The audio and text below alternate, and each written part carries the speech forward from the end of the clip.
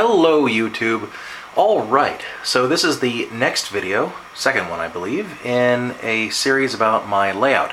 Now before, in the other video, there was no paint on the walls, it was just lots and lots of dots of spackle. But in the meantime, I have painted. I haven't painted all the way down, I've only gotten part of it because there is furniture in here. And I'm going to be moving things out one piece at a time, painting behind that piece of furniture, then putting it back, moving another piece, painting behind that. So it's going to happen in stages. This is taking a long time, which is fine because I want it done right. Now, I started repainting the white. Over here, this is Navajo White by Benjamin Moore, in case you're wondering.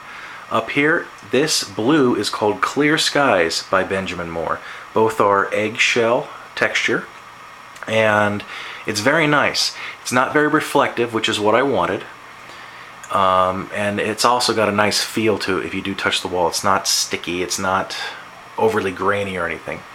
These yellow tags that you see are just little post-it notes that I put up so that I could tell where the studs are. I already went through with a magnetic stud finder and located as many of the studs as I could.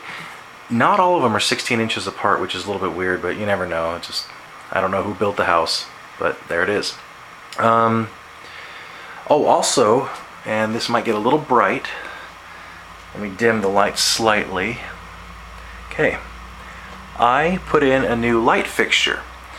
This light fixture I bought from Lowe's. I'm blanking on the name, but it's track lighting. It's got 3 pivot points. You have the middle where it can rotate, and then you have a pivot point here and a pivot point here. So really there are 3 directions of lights, and I have it set up in a very informal S pattern, as you can see. But it's got 6 lights, so I have 1 for each corner, and also 1 going for each of the long sides. 1 over here and 1 over here. Now let me go ahead and turn the lights back up a little bit. Sorry, allowing the camera to adjust.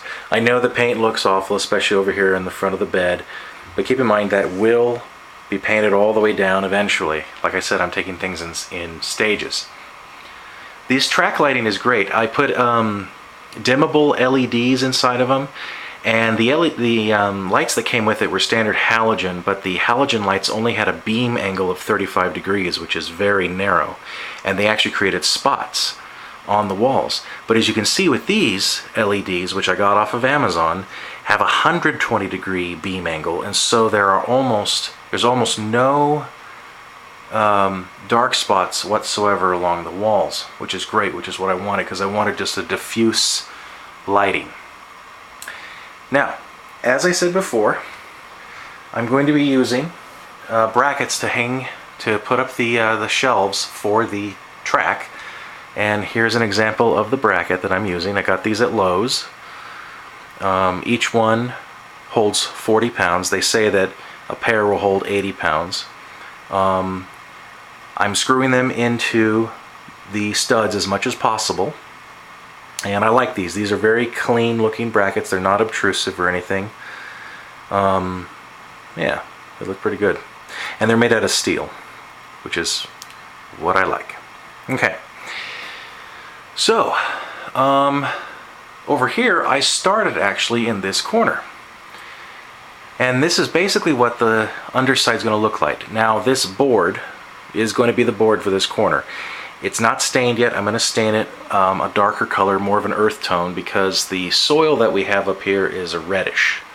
I'm in the Sierra Nevadas of California, so it's a little bit more of a reddish clay type soil. And I want it to represent that in areas where it might show through. Plus also, I want it to look nice. I want it to look like a nice shelf, because really when you're standing around, I mean, I'm standing right now, I'm holding the camera at my eye level, and I'm 6'1", and this is my viewpoint. This is what I'll see for the most part if I'm just standing on the floor. So since I'll see the underside of this, I want it to look nice. Wood-wise, I got from Lowe's. This was from a 4-foot by 8-foot piece of oak plywood. Some of you might ask why oak.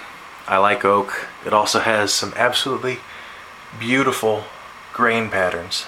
which is what I wanted because, as I said, I'm going to be seeing this a lot on the underside. This was just a corner bracket that I put into service as a support bracket because I couldn't use one of the traditional brackets like one of these going up from underneath. I had to use one coming down from the wall because this is the closet. And it seems to be strong enough. I didn't hang from it per se, but I did have to bend it to the correct 90-degree angles because when it came from the store it was not bent correctly, so I rebent it, and it took a lot of my own strength. And I'm not a small person. I'm pretty heavy and I'm a big guy, so it took so I'm pretty sure that this will be able to hold a shelf in a model train. Let me see here. I'm trying to think of what else you guys might want to know. Most of these are screwed into studs. This is into a stud, that one's into a stud, that one's into a stud right next to the closet.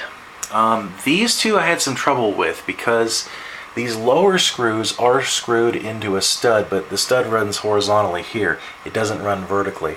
So up here I put a wall anchor, you know, one of those mollies that when you screw it in it expands, but it's made out of metal. It's actually a stainless steel one that kind of spiders out. It's not a cheap one. They're pretty expensive, but on the box it says that each one of these mollies will hold individually 80 pounds. And in the past I have used them over here, pardon the mess, I know. Those 4 screws used to hold a shelf with probably about 120 pounds of books. And I had 4 of those bolts, 2 for each bracket, holding up that shelf of books, and so I know they're strong. This is 1/2-inch drywall. I checked it, I drilled a hole in it, and I stuck a bent paper clip, and I could tell how deep it was. So 1/2-inch drywall. This is 0.70 inches of oak plywood, just a hair under 3/4 of an inch. The track I'm using is Atlas O-Gauge 21st century track, and actually let me climb up on the ladder so you can see. Okay, pardon my shadow. Oh, this I'm kind of proud of. As you can see with the level, I don't know if this is blurry or if you're going to be able to tell, but it's very level, as you can see. I try to be really good, but that I'm very happy with. I have to brag about that. All right, so the track's not nailed down. I just put it up there as an example. The distance between the track and the edge of the wood is about 2¼ inches, give or take. I used a jigsaw to cut the curve. I used a skill saw to cut the straights. There will be another piece going here and then stretching out to the next corner, which will be designed similarly to this one. Each corner is going to kind of be its own individual unit. Distance from the width of this plywood when it comes to the end is 7½ inches, which is fine. I do have a Lionel Class A locomotive, which is a Mallet style locomotive, so it does have, it's an articulated locomotive, so it has the boiler swing out in front of it, and I think there will be plenty of room. I'm pretty sure, because this curve I'm using is 0.72, which is the minimum for a lot of larger locomotives, but it's a very large sweeping curve. So the amount that the locomotive has to bend out for the articulation to go around curves shouldn't be too much, shouldn't be that big of a problem. For those of you wondering, yes, when I do have the track down and everything up here, you do have to get on a ladder to look at the layout. And I'm not too worried about that, because this is what I wanted, this is what I designed. Some people may not want that or like that. A lot of people just want to put the track up here on a little shelf, or just some brackets, and have it run around the room, which is fine. There's nothing wrong with that. I just want to have an actual little layout with an immersive world as much as possible in this room.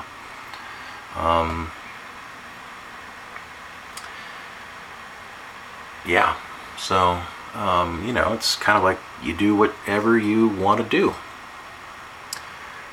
Okay, and let me see. So the board, I'm trying to think if there was anything else.